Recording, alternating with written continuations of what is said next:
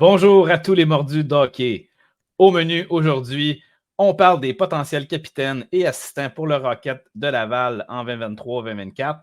On accueille Noah qui va venir nous parler des prospects pour le repêchage de 2024. Et on termine avec les joueurs qui pourraient percer l'alignement du CH après le camp d'entraînement cette année. Donc, on commence le show où on en mange du hockey à pleines dents.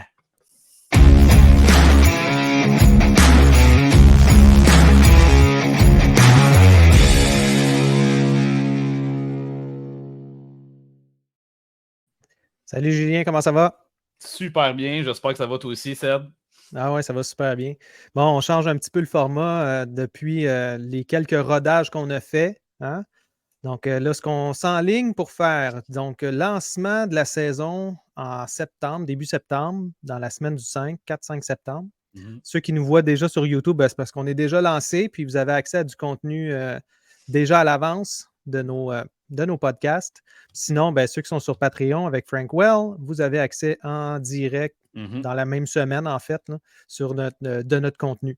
Donc, comment ça va marcher pour la saison qui s'en vient? Eh bien, c'est super simple. On va avoir une vidéo par semaine. On va avoir évidemment la version audio et la version vidéo sur YouTube. Puis, on va avoir une portion de 30-40 minutes qui va être disponible à tous. Puis, pour tous ceux qui veulent voir du contenu exclusif sur Frank Well, on continue le show après directement sur le Patreon de Frank Well. Donc, on va vous inviter à nous suivre par la suite. Puis ceux qui nous écoutent sur Patreon déjà, vous êtes chanceux, vous avez accès au show en intégral. Oui. Raison de plus pour avoir là, des petits côtés plus croustillants peut-être où on va se permettre certaines latitudes là, dans cette partie-là du show. Je ne sais pas où ce que tu t'en vas, mais je pense que ça va brasser. Fait que c'est ça. Aujourd'hui, la première chose qu'on parle, c'est des capitaines et les assistants du Rocket parce que ça s'en vient vite, hein, Julien? Oui, vraiment. Écoute, moi, je vois ça aller justement là, habituellement avec toutes les sorties de jeux vidéo, là, Madden et autres là, qui arrivent là, dans la période de temps, les trailers qui sortent. On sait que c'est le début de la saison de hockey, les camps d'entraînement qui s'en viennent. C'est toujours une période super excitante, je trouve, là, dans l'année. Tous les sports commencent en même temps, à part le baseball. Là, tous les sports hivernaux commencent en même temps, on va préciser. Mais c'est ça, une belle période de l'année, je trouve, toujours le fun. Oui, puis c'est comme... Il y a un petit moment mort, là, mais c'est rare. C'est pratiquement rendu du 12 mois par année, là, le hockey. Là. À part la portion là où on est en ce moment, c'est-à-dire en plein milieu de août, là, c'est à peu près le seul moment où ça devient vraiment tranquille. Il y a peu d'échanges, il n'y a pratiquement rien qui se passe. Là. On dirait que les équipes se préparent mentalement à la grosse saison qui s'en vient. Ou mentalement à gérer ce qu'il va avoir à gérer sur le cap salarial. Oui, exactement. Mais c'est ça, dans le fond, le but de parler un peu du Rocket, parce qu'il y a des changements qui ont été faits là, pendant la saison morte. Alex Belzile est parti. C'était lui le capitaine du Rocket pendant qu'il était là, parce qu'il a été rappelé, évidemment, par le Canadien. Puis pendant que le Canadien, en fait, avait besoin des services de Belzile, tout simplement parce qu'il y avait tellement de blessés, ça n'avait aucun sens. Ils ont promu Gabriel Bourque comme capitaine temporaire. Puis là, ils ont rajouté, donc ils ont re-signé Gabriel Bourque récemment. Je vais vous faire un petit résumé de ce qui s'est passé là, suite à la signature de Raphaël Harvey-Pinard pour un contrat de 2 ans, je vous le rappelle. On a eu des signatures qui se sont passées à Laval. Là. Il y a eu 4 signatures du Rocket par la suite. Il y a eu Jared Davidson. Vous pouvez peut-être le connaître. C'est lui qui a été repêché par le Canadien en 2022. Il a été 130e au total. Puis, en fait, c'est un très bon joueur. Là. Il joue dans l'Ouest. Il a 20 ans, 6 pieds, 180, 185 livres. Il y a eu 82 points en 60 matchs, donc c'est pas à négliger. C'est un joueur qui pourrait peut-être nous surprendre à Laval. Oui, tout à fait. Ensuite, il y a Jacob Novak. Jacob Novak, lui, il a fait ses débuts dans la ECHL récemment. Puis il a été signé, en fait, il y a 24 ans. Donc, il a été signé pour jouer, évidemment, avec le Rocket. 6 pieds, 3 pouces, 215 livres. C'est un joueur, en fait, là, qui a principalement joué sa carrière universitaire aux États-Unis. Finalement, Toby Paquette-Brisson, donc 3e choix, en fait, de 2020-2021. Puis, en fait, il a été re-signé tout simplement. Finalement, Strassman, c'est un gardien de but, comme on en a pas mal besoin, puis qui risque d'aller dans la East Coast League, la ECHL. parce qu'on est quand même assez bien garni là, en termes de gardiens à Laval. Ouais, ben, je pense que c'est le risque aussi de perdre peut-être Kaden Primo ou quelque chose comme ça. C'est une Ouais, sécurité. On on se parle de protège. sécurité, exact. Un peu comme Emmett Croteau qui n'a pas été signé encore, mais lui aussi, c'est un excellent gardien potentiel pour le futur. Donc, suite à ça, il y a eu Zachary Aymon qui a été signé par le Canadien, donc pour jouer à Laval. Finalement, on a Mitchell Stephens qui revient cette année, qui s'entend avec le Canadien. Et Brady Keeper, Gabriel Beau, qu'on vous en a parlé. Ouais. Puis finalement, les derniers là, qui sont arrivés, là, c'est fin juillet, début août. Donc, on a eu Nicolas Baudin qui a re-signé. On a Lucas Condotta qui a compté son premier but dans la Ligue nationale l'année passée. Puis un inconnu un peu, là, Nolan Yaremenko. Yaremenko, en fait, il a fini son université canadienne récemment, puis il va commencer sa saison avec le Rocket. Bon topo. C'est ça. Donc, toi, qui tu. Ben, tu sais, c'est sûr qu'il y a une suite logique déjà avec Gabriel Bourque, comme il a signé. Donc, c'est comme lui qui avait pris les rênes l'an dernier. Ça pourrait te faire un choix tout à fait qui fait plein de sens, en fait, là. Tout de suite, pour la continuité, le côté québécois, le côté un petit peu plus d'expérience aussi. Déjà, il a déjà joué un peu en masse de matchs en AHL. Donc, ça peut être très rassurant pour toute la gang de jeunes joueurs qu'il va avoir à Laval cette année. Il y a aussi l'addition de Philippe Maillet, qui a eu beaucoup de points. Il a joué 2 ans en KHL et il sort d'un contrat en KHL, dans le fond. Donc, c'est un gars qui a été repêché par Washington il y a plusieurs années. Mais on pourrait être surpris, là, un gars de 30 ans qui vient jouer ici à Laval, mais c'est justement, probablement que c'est un peu lui qui risque d'être le nouveau Alex Bézil, si on peut dire, exact. Le mentor de l'équipe. C'est probablement ce qu'ils ont essayé d'y vendre pour le ramener jouer à Laval. Donc. Ben, ça fait du sens. Le gars, il a de l'expérience de hockey international, donc il en a vu de toutes les couleurs. Puis quand tu es avec le Rocket, tu ne sais jamais. Là, c'est souvent des contrats d'1 an. C'est souvent des contrats qui sont faits. Les gens sont expendables. Là, ils peuvent quitter du jour au lendemain. Puis c'est pas très grave parce qu'on est, on est moins attentif à ce qui se passe. Mais avoir des joueurs clés comme ceux-là, comme tu parles, là, c'était vraiment important pour la cohésion de l'équipe, puis pour le développement des jeunes joueurs, de comprendre comment ça marche là, des ligues pro. C'est pas comme la ligue de garage que nous, on connaît. Là, puis c'est pas comme la ligue junior non plus, là, qu'on voyage en autobus alentour, puis qu'on a, on a de l'école. Il y a quand même une qualité supérieure à Laval, là, surtout depuis qu'ils sont près de Montréal, je pense. Beaucoup plus que quand on pouvait être à Hamilton ou à d'autres endroits comme ça par le passé. Donc, c'était loin. C'était pas mal plus loin. Fait que, je pense que ça peut être 2 candidats très intéressants. Ça peut être autre chose, tout dépendant de la mentalité ici que le Canadien va adopter avec sa filiale. Ça peut être très différent si on veut carrément donner cette équipe-là à des jeunes, puis essayer de profiter de joueurs plus âgés qui ont plus d'expérience, comme Nathan Desgaru qu'on est allé chercher, comme Lias Anderson, peut-être qu'on va avoir aussi en bas, comme Philippe Maillet, justement, pour venir patcher les blessures en haut. Des gars qui ont un petit peu plus d'expérience de Ligue nationale aussi. Donc, est-ce qu'on va adopter plus cette philosophie-là?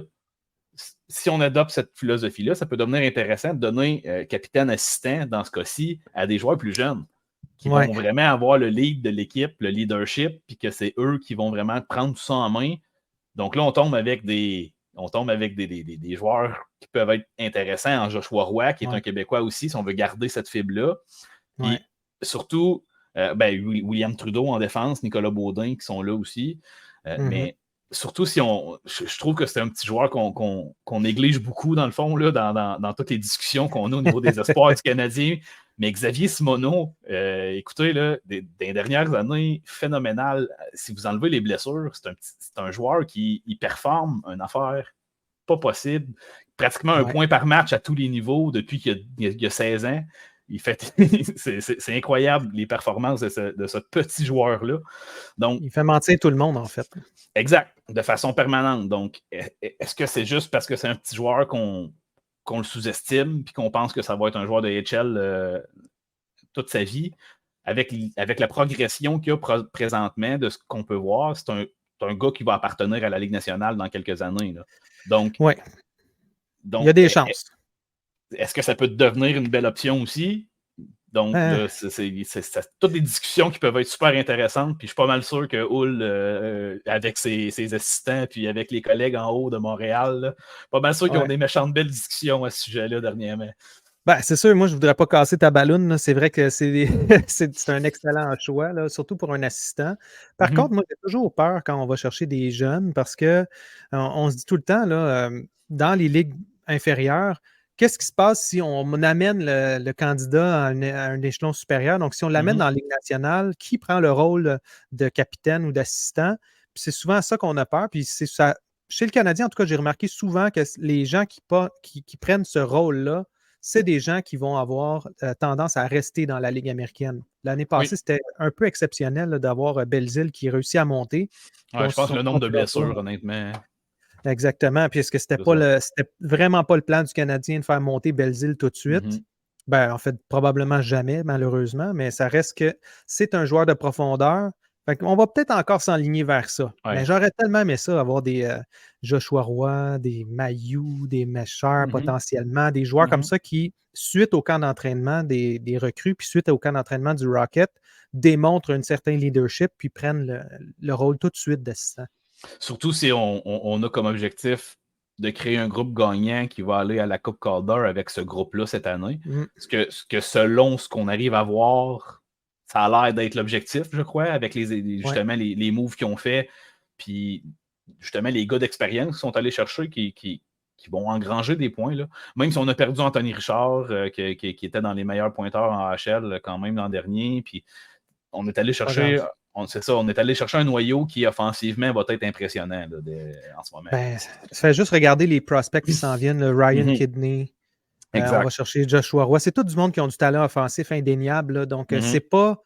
Je pense pas que ça va être une équipe qui va manquer de talent au niveau offensif. Maintenant, ça va peut-être être la cohésion, puis s'assurer que le côté défensif de la chose soit assez performant. Si on regarde des joueurs comme Mailloux qui manquent un petit peu au niveau de la défensive, mais on a des Struble, puis on a d'autres joueurs comme ça qui peuvent prendre un peu le rôle à ce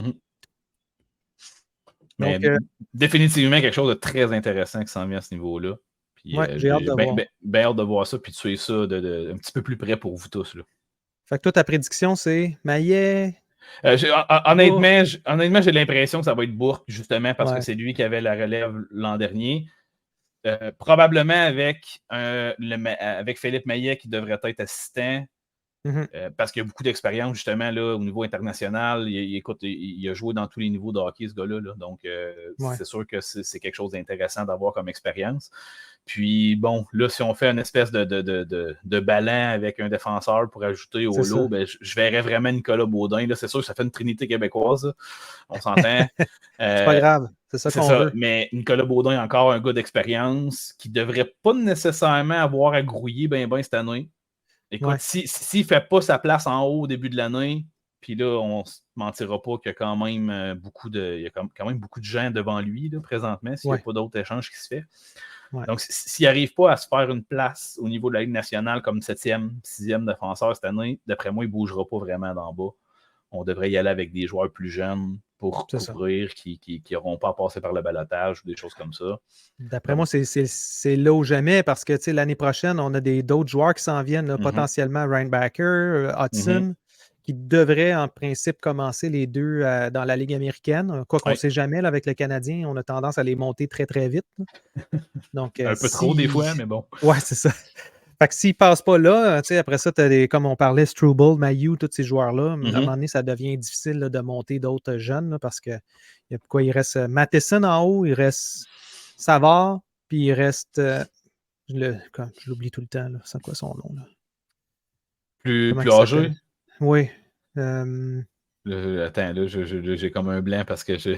Ben, c'est parce qu'il n'est pas payé assez cher. Il n'est pas payé assez cher. Tu parles de Wideman, là? Ou Oui, Wideman. C'est beau, excuse. Eh boy, hein? Ben lui, en fait, c'est sûrement sa dernière année. Là. On s'entend qu'il ne risque pas de rester ici longtemps, mais ça reste que c'est seulement 3 spots là, potentiellement. Donc après ça, il n'y en a plus de spots. Là. Ouais, puis là, on a déjà Goulet, on a déjà Harris, on a déjà Barron, on a déjà Jekai, on a déjà Kovacevic, on a Lidstrom qu'on est allé chercher dans l'échange. On en fait beaucoup. Là. Exact. Donc, moi aussi, je pense comme toi. Je pense que Bourque serait le candidat approprié, en fait, pour lancer la saison, puis on verra par la suite. Là. Puis là-dessus, ben, c'est une nouvelle chronique qu'on va avoir à toutes les semaines, idéalement. S'il y a un petit problème, on vous le dira, là, mais c'est une chronique, en fait, que moi, j'adore ça. C'est le prochain draft 2024. Puis tout au long de l'année, on va en parler, en fait, du draft 2024. On va commencer avec un top 10. Puis par la suite, on va développer le top 25, finalement arriver avec un top 32 pour le printemps, disons. Donc, avoir vraiment un réel top là, de cette année qui, potentiellement, le Canadien pourrait aller chercher et aussi, potentiellement, pourrait sortir dans les premiers. Puis celui qui va, en fait, driver ça, cette chronique-là, c'est Noah. Donc, Noah, vous le connaissez, il est très, très bon au niveau des jeunes joueurs, mais aussi très bon au niveau tactique. Donc, je pense qu'il va nous sortir des bonnes choses là, à parler pour chacun des joueurs là, qu'on va explorer au courant de l'année. Puis, ça va être des petites chroniques de 8 à 10 minutes. Puis, on va avoir du fun en masse, je pense, à parler de ça. Première chronique aujourd'hui, on parle de Cole Hudson, le frère de l'autre, comme on dit, qui est présentement classé top 10 au niveau de la centrale parmi les joueurs là, disponibles cette année pour le prochain repêchage. Donc, sans plus attendre, voici Noah. I come and go like a rah-rah-rah. They don't want the to be going on. I'm coming back with the money in the bag. The rule is in my lap. Salut Noah. Salut tout le monde. Salut Noah. Bienvenue. Comment tu trouves ton intro? Elle est excellente, elle est excellente. Parfait. Parce que Noah ne l'avait pas vu, donc c'était une petite surprise. C'est une surprise. Ah, c'est excellent, c'est excellent. Excellent. Donc là, aujourd'hui, tu nous parles de Cole Hudson. Oui, Cole Hudson, comme tu l'as bien présenté déjà, le frère de l'autre. Il vient compléter en fait une suite de défenseurs offensifs dans les cinq dernières années qui comportaient notamment Cameron York, Jake Sanderson, le frère Lane, puis lui-même. Qui ont tous à peu près aussi, ont eu les mêmes chiffres dans les dernières années, des très bons défenseurs avec un excellent patin, des bonnes habiletés offensives, qui sont capables autant de changer une game en zone offensive, qui sont capables de changer une game en zone défensive aussi avec un bon maniement de rondelle et un bon sens du jeu, lecture défensive. La différence, je pense, dans les dernières années entre Cole Hudson et les autres, en fait, c'est que Cole est, selon moi, a plus de difficultés quand même à gérer ses couvertures, par contre, au niveau des 1 contre 1. Mais ça va s'améliorer avec le temps. Mais on parlera un peu plus tard de ses faiblesses et tout ça. Mais juste présenter le joueur en tant que tel, comme je l'ai dit, c'est un joueur c'est un défenseur offensif en réalité. C'est un joueur qui a un gros potentiel dans la Ligue nationale, qui pourrait finir, selon moi, top 15 des meilleurs pointeurs chez les défenseurs, éventuellement. Je fais tout le temps la comparaison de Cole Hudson avec Torrey Krug. C'est un joueur qui a le même size, qui a à peu près qui a 1 pouce de plus. Là, on s'entend que c'est pas grand. Pas dans le pot hockey, là, c'est 1 pouce, pas tant de différence que ça, mais il a à peu près la même vitesse, le même style de patin aussi, vous le regarderez. Il est un peu... j'ai pas l'expression en français, là, mais pour ceux qui suivent un peu le hockey, c'est la façon qu'il patine, c'est un peu plus knee knock curl qu'on appelle. C'est les genoux un peu plus vers l'intérieur où tu fais preuve beaucoup de tes lames intérieures, ce qui te donne un meilleur contrôle en position de la rondelle.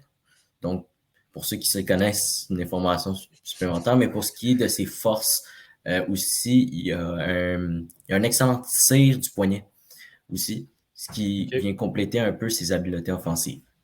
Ben, quand on regarde Cole Hudson versus Lane Hudson, son tir du poignet ou son lancer frappé, c'était peut-être un truc là, qui a une différence entre les deux joueurs, mais même s'ils sont quand même très similaires, là, les deux frères, là, on s'entend qu'ils s'entraînent ensemble. Ouais, ben, c'est ça, ils ont à peu près les mêmes types d'habiletés. La seule chose que je vois pourquoi Lane Hudson a glissé comparativement à Cole Hudson, c'est que Cole, il y avait, disons que il y avait une grosse équipe devant lui, fait que tout le monde allait le voir jouer. Cette année, il y avait Gabriel Perrault qui était pour ce repêchage-là, Will Smith, tu avais Oliver Moore, Ryan Leonard, etc. Puis tu avais aussi Cole Heisman pour celui de l'année prochaine, ce qui fait qu'il a aidé Cole Hudson. Mais les deux sont similaires. Ils ont à peu près les mêmes statistiques au même âge. C'est ça. La seule différence, c'est ça, comme j'ai dit, ils ont le même size, ils ont tout. C'est juste qu'il y a eu plus de visibilité et il y a eu plus d'opportunités Cole Hudson à jouer avec des meilleurs joueurs aussi à se faire valoir dans son talent offensif. Pourquoi Est-ce que tu peux juste me dire la ligue dans laquelle il jouait en ce moment là, versus Lane Hudson? Il ne jouait pas dans cette ligue-là. Là. C'est la ligue de préparation, si je ne me trompe pas. Oui, c'est ce qu'on appelle le programme national américain. C'est le programme national américain de développement. Les deux ont joué un peu là, mais il y a comme le programme national américain, comment il fonctionne, c'est que tu as des joueurs, les joueurs commencent à 16 ans, jouent 2 années ensemble, puis le summum du programme, c'est quand il y a le U18, le tournoi U18 en fait, puis après ça, tout le monde s'en va dans leurs universités respectives. Donc, il y a tous les championnats du monde qu'ils font ensemble ou à peu près. Ils font des tournois aussi 3 ou 4 nations avec souvent la Finlande, la Russie. Mais cette année, on oublie la Russie, là, mais... Ouais. C'était remplacé par la Suisse, la Suède. La Suède. Ouais, Suède. Canada aussi, souvent là, avec leurs équipes B. Là. Mais c'est ça, ils jouent aussi un peu dans la USHL, qui est la ligue junior, la meilleure ligue junior américaine. Ouais. Donc, c'est un peu comme ça qu'ils fonctionnent avec leurs statistiques, souvent contre des jeunes joueurs, en fait. C'est ça, des joueurs de leur âge. Oui. Ils jouent un peu moins de matchs aussi que les joueurs comparatifs au niveau junior canadien. Donc, c'est sûr que ça a un impact sur ce qu'on peut voir au niveau statistique. Oui. Aussi, tu sais, comme vu qu'ils jouent contre des joueurs aussi de différents calibres, là, parce que des fois, les équipes juniors sont moins fortes que les équipes nationales, mettons, quand ils font leur tournoi. C'est un peu dur de les évaluer. Quand tu as, mettons, Owen Power qui jouait, parce que les Canadiens ne peuvent pas participer au programme de développement américain, qui jouait dans USHL, puis là, tu as l'autre équipe du programme américain qui s'affronte. C'est pas le même calibre que si, mettons, ils affrontent l'équipe junior de la Suède. Pas le même calibre. Donc, souvent, c'est ça, on va voir une différence entre ces joueurs-là. Pourquoi ils vont glisser? Des fois, c'est parce qu'ils ne voient pas encore le potentiel qu'ont des meilleurs joueurs. Oui. Vu que Lane Hudson a peut-être pavé aussi un peu le terrain, dans le sens que en étant un petit joueur de la même famille, là, on peut penser que potentiellement, il peut avoir le même impact en termes ils se pratiquent ensemble. Là, lors de l'été, ils vont jouer ensemble. Donc, ça peut avoir un impact positif pour ce type de joueur-là. Ouais, c'est ça que j'allais dire aussi. C'est pour ça aussi qu'il va monter cette année. Hudson a été pris 62e. Je pense pas que Cole Hudson va être pris 62e. Alors, s'il est pris 62e, c'est vraiment... Ils n'ont pas compris. Est-ce que la possibilité, justement, que tout le monde crie au vol de Lane Hudson 62e, ça fasse en sorte que personne ne va vouloir échapper Cole Hudson, si je peux dire ça comme ça? Ça va dépendre de ses performances cette année et des performances des autres défenseurs parce qu'il y a une grosse congestion dans le repêchage cette année. Je ne vais pas toutes les énumérer. On va en faire des... On va finir par en parler à un autre moment donné, ça tu veux dire? On va en parler à un moment donné de ces autres défenseurs-là, mais oui, il y a une grosse congestion. Surtout, le top 15 va être assez condensé de défenseurs. Là. Donc, Cole Hudson, ça se pourrait qu'il glisse en bas du top 15, même si... il est très, très bon. Peut-être qu'il va finir dans le top 15, comme j'avais dit, comme moi, je pense qu'il va finir dans le top 15 des meilleurs pointages chez les défenseurs. Il y a encore beaucoup de choses, beaucoup de variables. Puis là, c'est ça qui m'amène à ses faiblesses. Cole Hudson, qui risque de le faire descendre, comme j'avais dit, c'est son 1 contre 1 en zone défensive. Selon moi, c'est ça qui est très difficile. Il prend énormément de pénalités. Quand même, cette année, 52 minutes de pénalité en 32 games. Ça ne l'aide pas beaucoup. Puis Lane est un peu mieux, je pense, de ce côté-là. C'est pour ça qu'il risque de descendre à cause de ça. Moi, je le vois comme un défenseur qui pourrait arriver dans le top 10 du repêchage, mais comme je l'ai dit, s'il ne pratique pas ça, s'il ne se renforce pas de son côté défensif, ça va être très dur parce qu'il y a des bons défenseurs qui ont les deux cette année. Il y a beaucoup de défenseurs polyvalents qui sont capables d'apporter de l'offensive et beaucoup de défensive en même temps. Donc, ça va être dur. J'ai une question comparable pour toi. Est-ce que tu pourrais dire là, que ce côté-là d'avoir de la difficulté à remporter des 1 contre 1, mettons, sur le long des bandes ou juste des 1 contre 1 défensifs, ça pourrait te faire penser à un certain Victor Mété? Pour certaines personnes, le remettre en contexte. Là. Oui, tu pourrais comparer ça à ça un peu, genre? Ou... Oui, mais Victor Mété, je pense pas qu'il avait un aussi bon tir du poignet. Non, je pense strictement défensivement. Là. Strictement défensivement. Strictement défensivement, Noah. Là. Parce que au niveau offensif, on est dans 2 mondes. Ça, je suis d'accord avec toi, je suis convaincu. Mais tu sais, spécifiquement pour l'aspect que tu as mentionné, d'avoir de la difficulté avec des 1 contre 1 en défensive, dans le fond. Là. Ouais, ça ressemble à... Présentement, ça ressemble à Victor Mété. Présentement, je dirais que ça ressemble à Victor Mété. Ce qui me fait pas peur, en fait, avec lui dans son développement, c'est que tu sais, mettons, si tu regardes Cameron York à sa première année de développement chez le programme américain, c'était pas beau, là. C'était pas beau à voir non plus. Tu sais, il y avait encore de la marge. Il s'est amélioré. Je pense que présentement aussi, il est encore en développement avec les Phantoms de Lehigh Valley, qui font aussi, tu sais, le même développement, en fait, qui essaie aussi de le faire développer pour être bon, tu sais, contre des gros joueurs. Puis, tu sais, c'est un défenseur de 6 pieds 2, je pense, Cameron York. Fait que, quand même. Faut tempérer nos attentes aussi avec Cole Hudson. Ce ne sera pas un Marc-Édouard Vlasic non plus. Là. Tu sais, ça ne va pas être un défenseur qui va être extrêmement bon défensivement, mais oui, présentement, ça ressemble à Victor Mété. Mais comme je l'ai dit, tu sais, Torrey Krug, c'était un excellent défenseur offensif qui faisait des 60 points par année, mais qui, tu sais, quand il jouait avec un Zdeno Chara, ça pouvait, tu sais, tu voyais moins, tu voyais moins ses erreurs. C'est un peu plus tu peux compenser en ayant un bon partenaire de travail, là, si on veut. C'est sûr que ça fait peur un petit peu parce qu'on va chercher des joueurs comme ça, on s'attend tous à ce que ça devienne des Quinn Hughes, mais la réalité est que là-dessus, c'est rare les exceptionnels. Donc, est-ce que, d'après toi, c'est le genre de joueur qui a le potentiel assez élevé pour devenir un exceptionnel ou on parle plus d'un top 4 là, à ce niveau-là? Ben, je dirais pas que ça serait un exceptionnel parce que il y a comme manque un peu de tout pour devenir un exceptionnel. Tu sais, si on compare, mettons, des Makar, des Quinn Hughes, oui, c'est un autre niveau. Je pense que c'est un bon défenseur top 4 qui va devenir un très bon de la Ligue nationale. Tu sais, 15e pointeur chez les défenseurs, c'est bon, là, c'est très bon. Là. Mais c'est pas, tu sais, Tyson Barrie, mettons, si on dit pour un autre comparatif, c'est un excellent défenseur offensif, puis il est un défenseur top 4, même je pourrais dire top 3 au niveau de l'offensive, mais il est tellement pas bon défensivement qu'il ne pourra jamais devenir, selon moi, un exceptionnel. Parce qu'il faut les deux pour être exceptionnel, tu sais. Donc, la morale de cette histoire, on tempère nos attentes. On ne s'attend pas à ce que le Canadien va le repêcher non plus nécessairement, avec le nombre de défenseurs qu'on a déjà.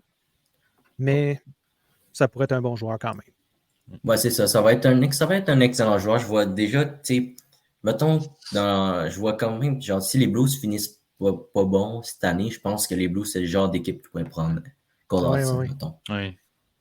Même s'ils sont habitués d'avoir les gros défenseurs là, à la Jamie Mister et tout ça, là, mais je pense que ça va leur faire du bien, un défenseur qui peut relancer la rondelle. C'est un très bon point. Puis, ou même les Bruins, peut-être, les Bruins de Boston pourraient bénéficier d'un joueur comme ça. En défense, oui, c'est pas quelque chose. Ben, c'est Grizzly qui est vieillissant là-bas, qui fait ce job-là. Fait que oui, définitivement, ça va prendre. Mais je pense que c'est de plus en plus possible dans la Ligue nationale à cette heure d'être un excellent corps arrière offensif, puis ne pas être un top 2 défenseur dans la Ligue nationale là, pour une équipe. Là, fait que ça peut finir par devenir ce type de joueur-là, possiblement, dans le fond. Là. Ouais, puis il y a un exemple super récent, tu sais, Shane Gottis-Bear. C'est le meilleur exemple. C'est pas un défenseur top 4. Ben, c'est un défenseur qui peut être top 4 si on l'appelle. Ouais, il y a eu des belles années, mais oui, depuis quelques années, un peu moins performant, là, mais oui. Ouais. Mais tu sais, c'est un excellent défenseur offensif. Là, tu le prends sur ton powerplay n'importe quand. C'est ça. Disons que si c'est 1-0 pour toi, tu ne le mets pas en zone défensive en troisième période. En plein ça. Exactement. Je te remercie, Noah, pour ton résumé sur Cole Hudson. Super. C'est sûr que ça va être un joueur à observer, savoir s'il va dégringoler ou s'il va même monter un petit peu en termes de son classement en ce moment. Donc, comme on le rappelle, il est classé 10e en ce moment, mais c'est très, très tôt dans la saison. Là. Donc, c'est ça. Et ça va être palpitant de voir genre où il va finir. Mais c'est ça. Je pense là, le joueur qui risque de beaucoup bouger durant l'année. C'est un joueur qui pourrait se retrouver en dehors du top 15 comme il pourrait finir top 5. C'est très, très versatile avec lui. Donc, j'ai bien hâte de voir. Merci beaucoup, Noah. Ouais, merci. Prochain espoir qu'on fait, Igor Chernyshov. C'est bon. Un autre nom facile à prononcer. Ouais, ça va être spécial. Ça va être quelque chose. Bon, à la prochaine, Noah. Prochaine. Bye. I come and go like a rah-rah-rah. They don't want the to be going nah. I'm coming back with the money in the bag. The rule is in my lab. Excellent. C'est une bonne chronique, ça. Oui, ça va être le fun d'apprendre à les connaître comme ça au cours de l'année. Je pense que c'est quelque chose de bien intéressant là, d'avoir Noah qui va se spécifier là, sur chacun de ces jeunes-là qui vont s'en venir. C'est parce qu'on n'entend pas souvent parler. Puis, tu sais, déjà, on entendait dans les journaux un peu partout là, des gens dire Hey, Cole Hudson, on va aller le chercher. Mais, tu sais, faut tempérer nos attentes. Il reste une saison à jouer au complet aussi avant. Avant le repêchage, il ne faut pas l'oublier, cette saison-là, elle est importante. Exactement. Puis ça reste que, comme on parlait tantôt, les joueurs peuvent monter, descendre, mais ils peuvent aussi finalement pas se ramasser dans le range du Canadien ou d'une équipe qui veut aller le chercher, là, tout simplement, puis là, dropper là, vraiment beaucoup à ce moment-là, s'il n'y en a pas d'autres équipes qui veulent l'avoir. Là. Exact. Écoute, des surprises de repêchage les dernières années, on en a eu quelques-unes quand même. Oh oui. Donc là, on va parler de l'alignement du Canadien potentiel, en fait, sous la perspective des prospects. Ouais. Comme on le sait, là, le camp d'entraînement des recrues s'en vient à grands pas. Donc, très rapidement, début septembre, ça commence. Oui, je pense qu'il y a des gens qui sont surexcités un petit peu de la situation. Ced, là, si je peux peser mes mots. C'est très généreux. Oui, c'est ça. Je pense que la réalité, c'est qu'il n'y en aura pas vraiment de joueurs qui vont percer. Là, la place réelle pour un joueur qui perce, il va falloir qu'il soit impressionnant en tabarouette au camp d'entraînement pour voler le spot à quelqu'un qui a un contrat déjà de la Ligue nationale. De un, parce que je ne vois pas la presse pour la majorité pour les dirigeants, là, pour Kent Hughes qui veut bâtir une équipe gagnante dans le futur. Je ne vois aucunement la presse de faire gravir un de ces jeunes-là avec la quantité de contrats qu'on a encore cette année. Puis, de deux, comment dire, ça devient tellement un mauvais pattern chez le Canadien de faire jouer des joueurs dans la Ligue nationale un an trop tôt. Un an, même des fois 2 ans. Là. Oui, c'est ça. En tout cas, j'espère que Slafkovský va faire mentir beaucoup de monde cette année. Là. C'est vraiment mon souhait. Mais n'empêche que ça commence à être une mauvaise tendance, je pense, depuis les dernières années chez le Canadien. Je n'ai pas l'impression que Kent Hughes a envie de continuer dans cette direction-là. On pourrait toujours se faire surprendre. Là. Déjà, c'est un bon. Ryan Backer va jouer en Europe. Donc, déjà là, c'est un bon pas en avant. Là. Personnellement, dans les années précédentes, j'ai l'impression qu'on l'aurait déjà voulu l'avoir avec le Canadien. Puis là, silence radio, il n'y a personne qui veut le voir avec le Canadien, même pas les fans. On dit tout, on va prendre notre temps, Est-ce que finalement, les fans se sont fait entendre que là, ça va faire? Là? Un Slafkovský blessé pendant la moitié de la saison, ça sert à quoi? Là? Oui, donc, ça ne sert à pas grand-chose au niveau de son développement, on s'entend là-dessus. Ben non, puis le développement, on peut le faire en bas. Là. On a des excellents coachs, on a une excellente équipe sportive en bas qui sont à côté, en fait, du Centre Bell. C'est pas très loin, là. C'est quelques kilomètres à côté. Donc, pas de problème, monter, descendre. J'ai pas de problème avec ça, mais laissons les jeunes évoluer à leur rythme, s'il vous plaît. Oui. Ça va faire. Là. Je pense que c'est pour ça, tantôt, que je pouvais dire, je m'emporte à l'idée d'avoir un noyau de jeunes qui va être peut-être la capitainetie de Laval. Ça serait vraiment excitant pour ça. Mais bon, il faut se rendre à l'évidence que dans les dernières années, c'est pas vraiment le modèle qu'on a adopté. Mais on voit partout, là. On voit partout dans les journaux, dans les médias. Joshua Roy a des chances de percer l'alignement. Owen Beck va jouer avec le Canadien.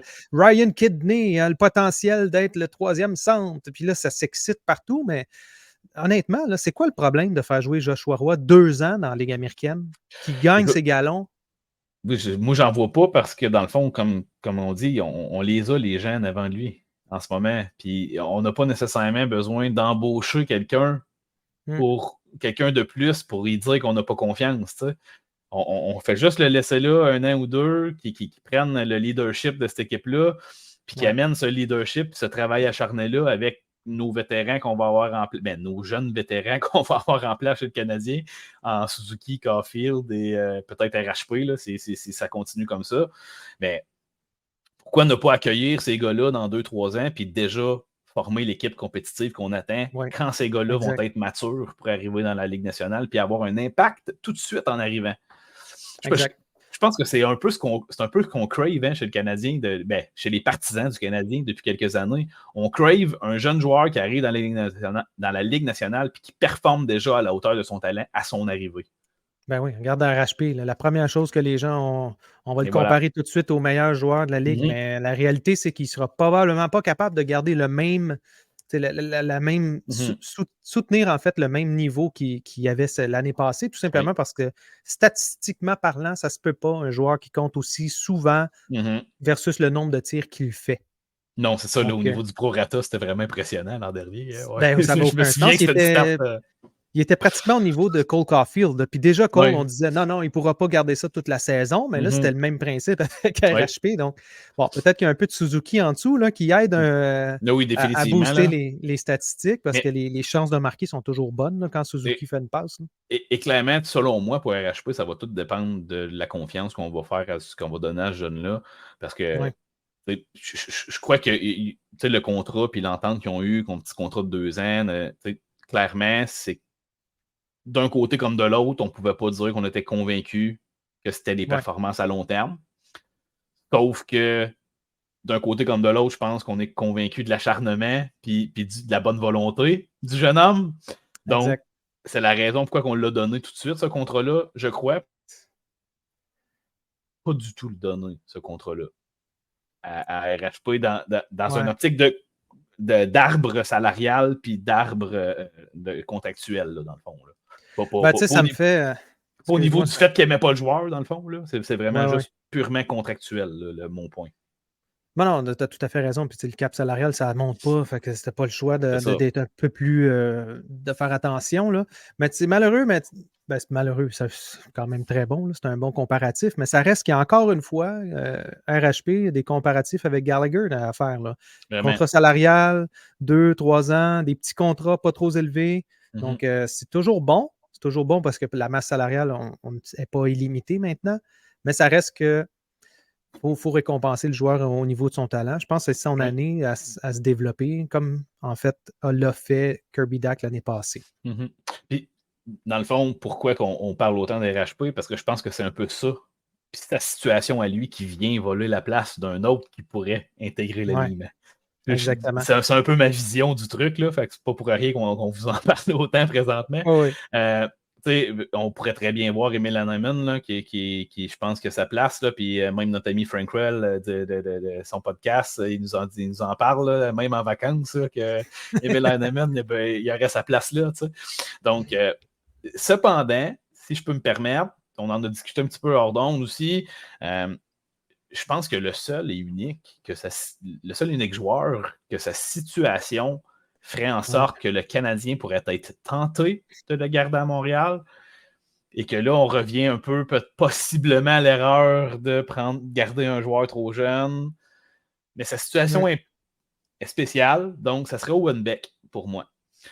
Simplement parce qu'on ne voudrait pas l'envoyer en Europe et le garder en Amérique du Nord, puis on ne voudrait pas le renvoyer aux juniors. Avec la blessure de Dvorak pour le début de la saison, c'est un move qui pourrait faire du sens dans, justement, comme je dis, au niveau organigramme contractuel, organisationnel et tout ça. Surtout s'il y a des blessures. Oui, en plus, mais il faudrait qu'il brûle la ligue, je crois. Il faudrait qu'il brûle le camp d'entraînement. C'est un peu ça le problème avec Owen Beck, c'est qu'il est excellent défensivement. Mise en jeu, c'est hors pair. C'est un gars super intelligent. Il sait se placer. Il pourrait servir de bumper. Là, donc, le bumper, donc, en avantage numérique, c'est lui qui est presque devant le gardien de but puis qui il tourne selon les passes pour obtenir en fait soit un rebound suite à un tir ou tout simplement recevoir une passe rapide puis soit la renvoyer d'un côté ou tirer parce qu'il est capable de le faire. Par contre, sa production offensive n'a pas été là l'année passée, contrairement aux attentes là, en tant que telles. Là. Donc, c'était quand même assez élevé, mais pas assez pour justifier qu'il puisse faire le saut tout de suite dans la Ligue nationale, à mon avis. Donc, vraiment, ça serait la situation contractuelle. Donc, les joueurs canadiens qui ne peuvent pas jouer dans la Ligue américaine en bas de 20 ans doivent automatiquement retourner à leur club de junior ou aller jouer en Europe, comme c'est le cas de certains joueurs, comme un des défenseurs qui l'a fait, donc Torini, qui est allé jouer en Europe l'année passée, au lieu d'aller, en fait, croupir. Pas croupir, c'était quand même une bonne équipe junior canadienne, mais il voulait essayer d'autres choses, un petit peu plus élevé en termes de talent et tout ça dans les ligues européennes. Ce qui est quand même pas une mauvaise expérience aussi, là, la Ligue européenne, hein, au niveau de l'expérience hockey. Donc, je pense que ça peut être très formateur pour un jeune joueur. Puis, je pense que Tourigny était très conscient de ça. Donc, est-ce qu'on va essayer de profiter justement de l'expérience qu'on a eue avec Tourigny, qui va potentiellement lui aussi revenir dans l'alignement de Laval? Là? On ne sait pas encore s'il va venir jouer ou s'il va retourner. Je n'ai pas eu de nouvelles à ce niveau-là. Pas encore, mais ça devrait s'en venir. C'est ça, on devrait savoir bientôt. Mais clairement, ce n'est pas une mauvaise option pour Owen Beck non plus. Mais c'est le seul joueur que je verrais que sa situation pourrait faire ça, parce que dans l'optique où il resterait avec le Canadien, ça serait dans un rôle de troisième trio, probablement. Et probablement pas beaucoup de temps en désavantage numérique ou en avantage numérique. Donc, il y aurait quand même la possibilité de jouer des minutes formatrices à 5 contre 5 dans un rôle qui lui ressemble. Donc, ça pourrait faire du sens à quelque sorte, mais je ne crois pas là, du tout que ce soit l'optique. Là. Non, c'est ça. Puis il ne risque pas d'aller en Europe, là, by the way, Owen Beck. Les camps d'entraînement ont déjà commencé en Europe. Donc, il y a plusieurs ligues qui ont commencé. Oui, c'est vrai, ils ont tous commencé à jouer, d'habitude. À jouer déjà. Donc, idéalement, il aurait déjà été sur place. Donc, à moins qu'il y ait une opportunité potentielle qu'une équipe va le chercher parce que, disons, le Canadien l'offre à cette équipe-là, le potentiel d'y aller. Moi, je vois quand même Owen Beck retourner dans la Ligue junior, malheureusement pour lui, mais s'il peut dominer, tant mieux, là, puis se rendre à la Coupe Mémoriale comme l'année passée, ça serait excellent pour lui.